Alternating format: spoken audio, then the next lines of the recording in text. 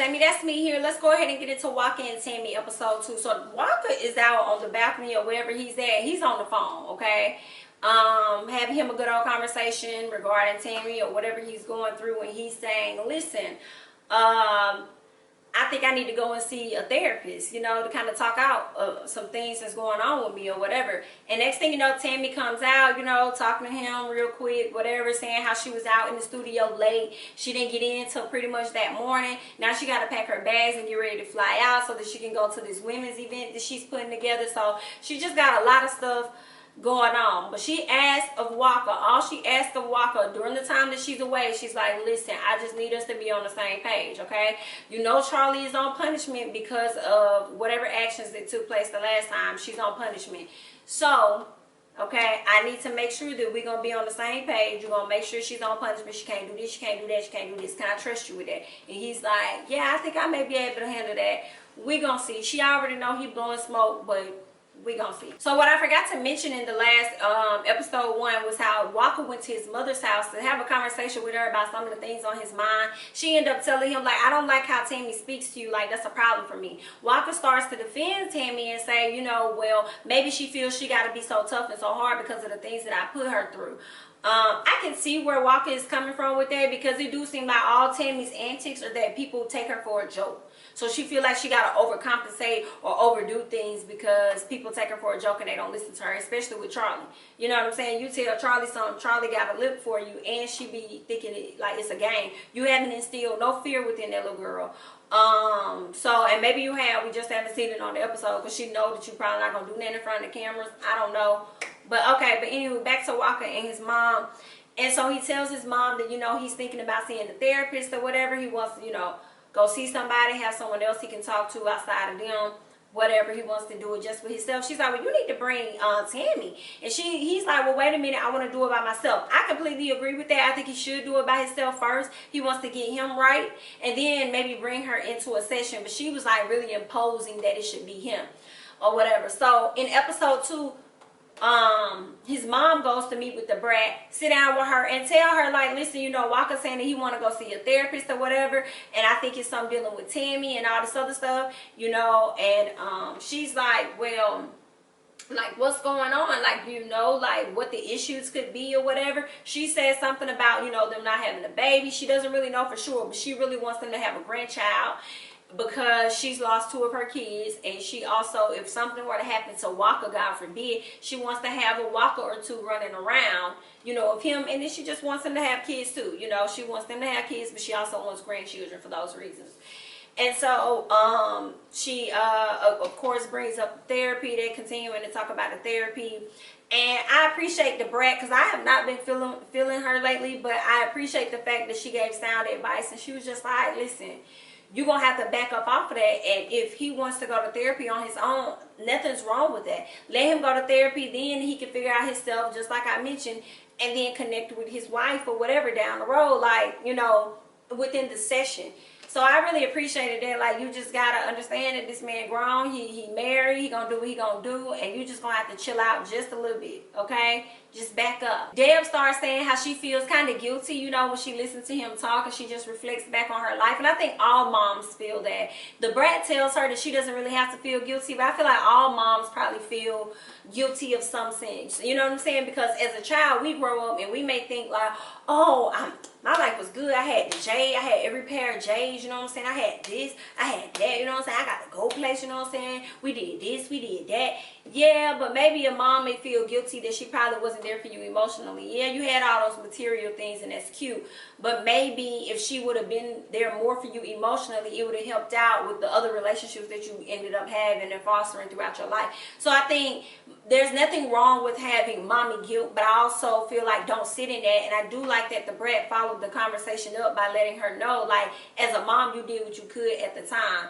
We always gonna, like, if you're a hard person, you always hard on yourself, you always gonna think that it was something that you could have done better. And that's okay. There's nothing wrong with that, but don't try not to sit in that moment. And I appreciate, again, the brat letting her know, like, I know you may feel like you could have did this, you could have did that, boom, boom, boom, boom.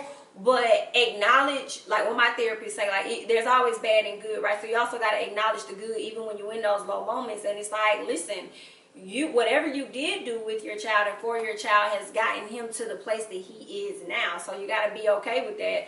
And I agree with that 100%, girl. Like, Waka is doing great for himself, you know, and at some point he is going to be a man. He is going to be grown, and all that trauma isn't just from childhood. It's from other things. And then some of the trauma Waka faced had nothing to do with you as a mom. You know what I'm saying? It was just other things that was going on that he had to deal with. So now he's at a place, he's a grown man, he's an adult. Allow him to go and have those classes and have that therapy and do what it is that he needs to do for himself. And I completely agree with that. So good luck. Waka gets ready to go into therapy. He says that he wants to conquer himself. The therapist asks why he's there. He mentions he wants to conquer himself. I'm like, he keeps saying this conquering thing. Like, he wants to, no, he went to therapy to say that he wants to conquer himself. But the therapist asked him a question. I don't know if he asked, why are you here? He asked him something and he said, well, he conquered himself or something like that. I'm like, which one is it? You want to conquer yourself or you've conquered yourself? Which one is it, girl? I'm confused. I'm confusing y'all. So, Waka pretty much just, you know, talk about all of that. He starts to speak on trauma. Waka has had some trauma in his life for a very, very, very long time, which causes him to be numb at times. Yeah, I don't even know. I mean, that's out of my league, but his dad passed away, okay? He died right after prison. And then he had two younger brothers to pass away at different times. One of them, he said he saw the brains scattered on the floor. And then more recently, he had another young brother. I don't know if he could have, like, just took some pills or I don't know how he passed. I'm not sure if he also, you know, died by, you know, shooting himself or if it was by, you know, drugs or pills. I'm not sure of his situation. But, yeah, so that's a lot. You know, over the course of his life. That's a lot that he had to deal with, not to mention, you know, whatever, any other things he's witnessed and been around and seen. So that's a lot of him talking about that. He also mentioned how music, what he did, like after his family passed, you know, it was like he tried to kind of like put it out his head, kind of like act like it kind of never happened to him. Listening and making music makes him forget about it in a sense. So, and I believe Tammy also mentioned how, you know, one thing that he does is he likes to act like that person is still alive. I get that. I feel like I've done that. I feel like I still do that with individuals that have passed, you know, sometimes not wanting to accept the fact that these people are actually no longer here, just thinking that, you know, they're probably on a long vacation, you'll see them later or something.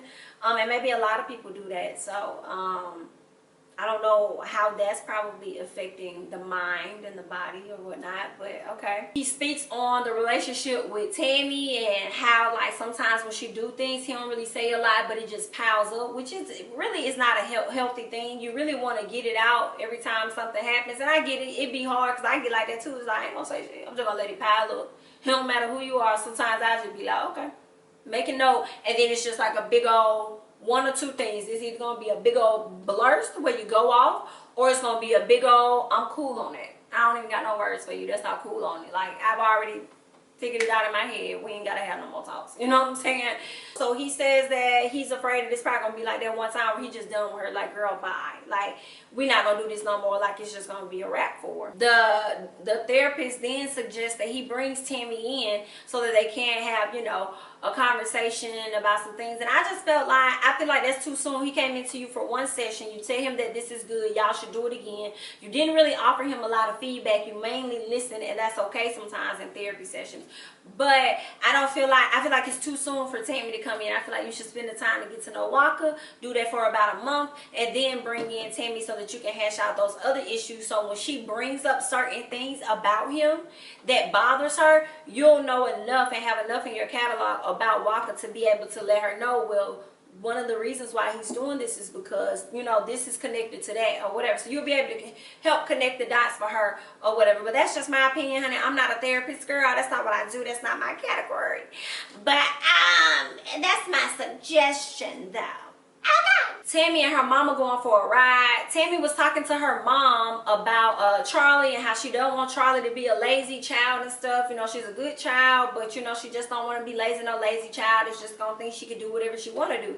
And so her mom was like, well, girl, wait a minute, honey, you do realize that she had a nanny at one point. So if you gave her a nanny for this much of her life, why do you expect her to clean up for this much? Like, girl, it's not gonna happen. It's not gonna happen at all, you know. So her mama was like, but you should have got on them like I got on y'all, because you know I would have beat y'all for being out here having my house dirty, girl. Okay, you got to know that to be true. She goes to meet up with her sisters. They all sit around round table having a discussion, just talking about different things, her women's events. She's excited about this, wants people to know this about her versus that about her. She speaks on Waka and how she feel like they just not on the same page right now. It's something going on, something is brewing with him. She can't put her fingers on it, but she's hoping to find out what's going on with him soon. So y'all know Tammy getting ready to head out for her women's event. Waka at the house with Charlie. He gets a call from Cooney. I guess that's his manager, business partner, somebody. Okay, Cooney like, listen, Atlanta United about to have a soccer game. Okay, it's the playoffs. You're going to have to go ahead and come. Okay, and Waka was trying to turn it down. He was like, well, no, I got my daughter Charlie here. You know, we got to do this. We got to do that. She on punishment. I just can't really. He was like, come on, man. So he added the pressure to Waka. Waka asked Charlie if she can go to her friend's house. She says yes, under one condition, you got to get me an iPhone. He said, what? He was like, your privilege for getting out the house is, what did he say? Your privilege for getting out the house is, that is your gift or something like that. Like, that's your privilege, being able to get out the house or whatever. And, he decided to go ahead and go to the game while she go and hang out with her friends. But then he ended up telling her that he gonna get her the iPhone 11. I'm like, she wouldn't have got it. She would not have got it. You know, but he loves to spoil her for some reason. I don't get it. I don't know why, but she would not have gotten it, honey. No, ma'am. Okay, but that's what he wanted to do. Okay. Tammy goes to the women's event that she had, and it was a pretty small event. You know, packed out though. The location was small, but it was packed out. And I think that's because she wanted to have like a really intimate moment. So while she got up there, she kind of talked about, you know, growing up where she grew up from, Baltimore, and what her life was like, and how her mom was on, you know, drugs at one point, and how her relationship was with Waka. And one day she said, she told him, you're going to respect me. I'm going to make $1 million one day. And she did. And now that 1 million, she's turned it into 2 million. And she's just going to continue to challenge herself every year as it goes. So I say do your thing. But one thing I like that Tammy said, she said, the hustle is it. But once you learn your purpose, that's when it hits differently. I said, go ahead, girl. That's cute. That's cute. Go ahead, girl. That is true. Because there's a lot of people out here not knowing what their purpose is. Sometimes I be questioning myself, like, what the hell? What I'm supposed to be doing? You know what I'm saying? Like, what's my purpose? You know? Because I have so many interests and so many things that I want to do so much. I feel like I'm talented in these different areas. And all those things excite me. But I'm like, can the purpose be all those things, or does it have to be one? So anywho, those are just my thoughts. Y'all don't mind me, but anyway, okay. So Waka done dropped Charlie off with her friend, dropped her off. He over there zooming, okay? He over there for to go ahead and enjoy this game or whatever, and they have them a grand old time, okay? Tammy ready to get back to the house though. So Tammy fly back, she ready to get back to the house, she ready to see her family. Now, Waka goes and he picks up Charlie. They get back to the house. He go in the room wondering what the hell done happened. Charlie done changed her hairstyle. She said that her hair looked a mess, so she had to get her hair braided. And then not only did she, and I get it, you're a kid, you can't really manage your hair sometimes, you're not supposed to, get it. But then you got somebody to braid your hair, and then they put blonde braids in your hair, and then you said your hair looked messed up. I'm like, no, baby, it looks messed up now. Okay, it looks messed up right now at this moment, okay? But all right, y'all want to walk around like that? Cool, okay? So Waka feels like Charlie done violated the agreement. I let you go hang out with your friends. I ain't tell you to get your hair done. That's going to be a dead giveaway that you wasn't at the house and you went to do what you wanted to do when you were supposed to be on punishment. Everything was good, right? But what he don't know is that Tammy done found out that he went to the game when he wasn't supposed to, or at least have had Charlie with him, and he didn't, which means that she was out probably with one of her friends hanging out or whatever. So Tammy, she ain't going to like that too well, right? So what they decide to do, Waka and Charlie, is to make her some type of dinner as if that's going to distract her from the blonde braids. Because as soon as she walked in the house, she's like, girl, what happened to your hair? What's this? What's that? What happened to your head? And she said, I went to the salon, just lying. And Waka, she said, I got it done or something. She's like, Waka, what happened? He was like, oh, I took it to the salon. And she said, really? So she pulled out the phone and she shows him, you a liar. You know, so Tammy ends up grabbing some scissors and running after Charlie, which I didn't think was safe at all. She ran after Charlie and cut the braids out her head. And she kept telling Charlie to come here, but Charlie wouldn't come. And I'm just like, you must play with this girl so much that she thinks when you say come here, it's a joke. You know what I'm saying? Like, I wish my child would. Okay? I wish you would if I told you to do something. You don't, what, excuse me? So I'm just like, girl, you have been lenient all these years and then now you want to crack down. You know what I'm saying? Yes, she's going to take you as a joke because you ain't never tried to instill that in her before. Or, I don't know. And maybe, I mean, maybe you got to put a certain voice on with Charlie and she didn't hear it that time. I don't know. But I'm just like, you telling this girl to come here. She knew she did. She violated. You know what I'm saying? She knew she stepped out, did whatever she did. She knew she wasn't supposed to, regardless of who she got permission from. And what? And you had to chase her down and then you cut out one of her braids? You know, it's like, girl, I shouldn't have to do all that as a parent. If I tell you to come here and I tell you to sit down, I tell you to take that out your head, that's what it is. Excuse me? But good luck. Okay, so that's your child, girl. She cute as a button, okay? But she won't be running over me, all right? So, Waka, you're going to have to get that together. But I think that's all that happened on the episode. That's all I got. I'm Jamie, that's me. Don't forget to like, comment, subscribe. Leave your comments below. Share my videos. And I'm going to catch you guys in the next one. Bye-bye.